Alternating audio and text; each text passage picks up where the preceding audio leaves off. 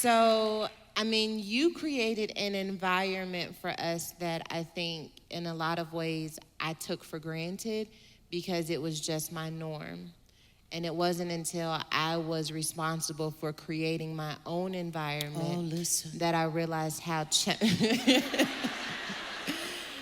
challenging it is to have peace and to not fight and to not hit below the belt in front of the kids and to not get such an attitude that you make just enough dinner for you and you alone and sit down and eat it for you and you alone. That's a good idea. Right? See? Petty. But you were intentional about making that environment because that's not the environment that you necessarily grew up in. You are absolutely right. How did you make the decision that what was surrounding me isn't going to form me? Wow, you should have given me these questions. I just came up with that. So that I can have gone before Abba Father.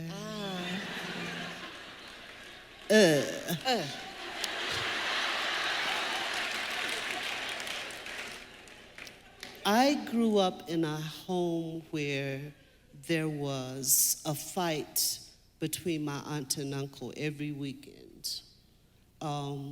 He used to keep his bourbon, Old Crow, or moonshine, or homebrew back in the 50s, and I would hear the bottom of the sink open, and I would know count down until he was drunk.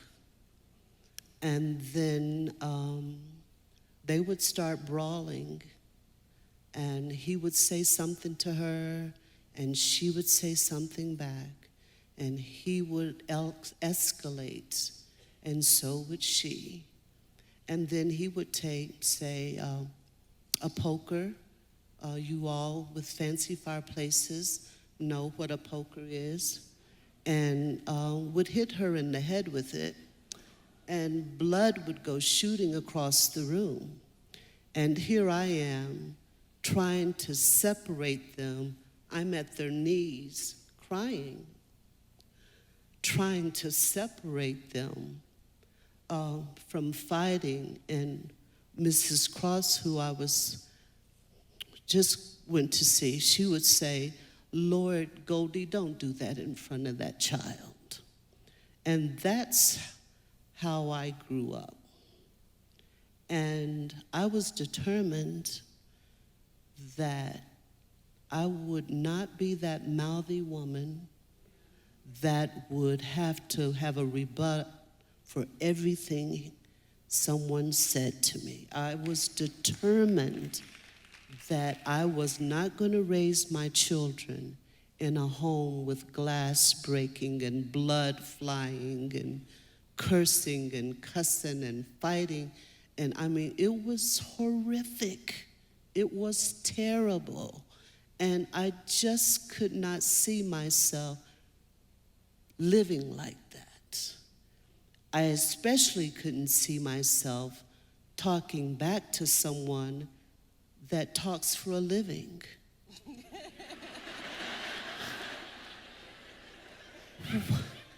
What are you gonna say?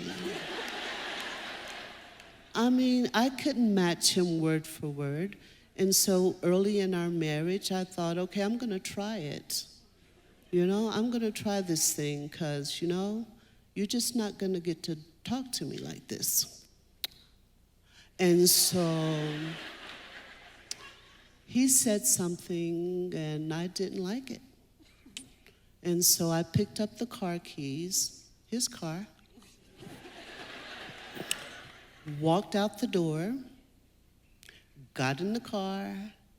He came out on the stoop, wasn't a porch, little stoop, and he said, "You think you're gonna get in my car and drive off? H, no."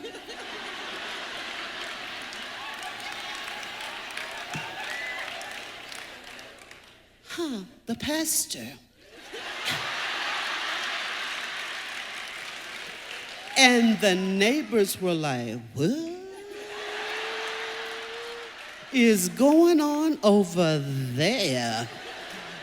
And so I turned off the keys and I got out the car and I walked past the underwear-clad man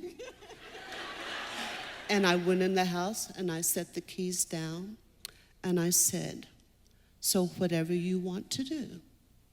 And he said, wait a minute. Shh. In his head, she's acting more mature than me.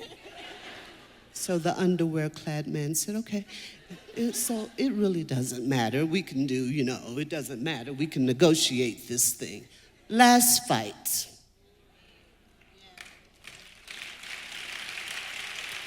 I found that in silence and in quietness, I found confidence. And God rewarded me for it because a soft answer turns away wrath. And I always felt that you can always what do I call it? You can always outclass a person, but you can never out-trash a person. You can always just go soar above it,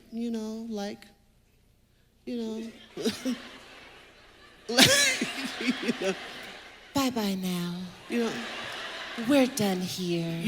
Yes, just run along, And instead of saying, well, I tell you what, I got to learn how to do that neck thing. Yeah, because that's not, your testimony was beautiful, and I loved it. That whole having to say something, God really, he delivered me. Hallelujah. But he had something to deliver me from. Hallelujah. Because, I just can't see myself. I couldn't till he delivered me. Just sitting back and just letting you say stuff to me because the way my ears are set up, I want you to. I want to be able to, but the way my ears heard that is that you don't like me.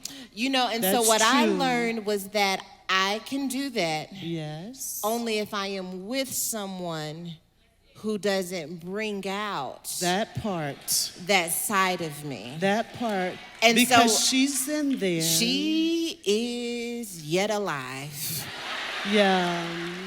I've got one. Oh, I know. I've got one. I know. Yeah. So it's about putting her, in environments where people can leave her alone. Yes. Don't provoke me. Don't provoke me. Don't. Because she's still here.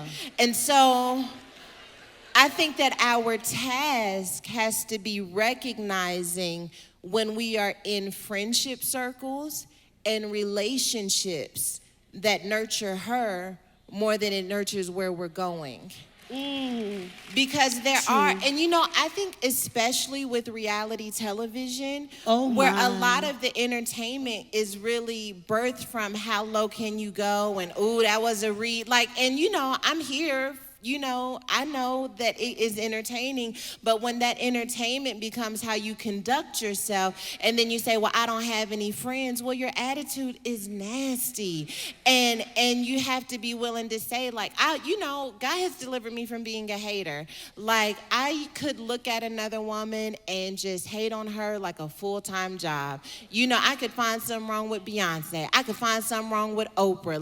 All of these women who are successful and who we admire, because I was so insecure within myself, I couldn't even celebrate another woman's shine. Good. And I had to realize that I am speaking about other women the way that I speak to myself. And so if I'm going to change this, I first have to change how I see myself, how I speak to myself, so that I can celebrate another woman and not be jealous when I see her shining. Yes. But I think a lot of times we are in friendship circles where we are only connected because, we like to hate on people, or we like to gossip. It's not about empowerment. It's not about enrichment. It's some people in the room where, you know, like I couldn't necessarily bring my friendship circle into this room because they don't all want to do better. Some of them want to stay the same. And so when we talk about evolving, I think inspecting our friendships is really pivotal to that, because I'm headed somewhere. And if you don't want to change, that's okay, but I can't sit here and wait for you to change while I hear God is calling my name. I want to really be something. I want to do this thing right, because there are things that I have been exposed to that I don't want to become. And that means I have to outrun my history in order for that to happen. And I think that that's exactly what you've done. You've outran your history. Oh, yes. And in doing so, you have taught me and so many other women how to do the same.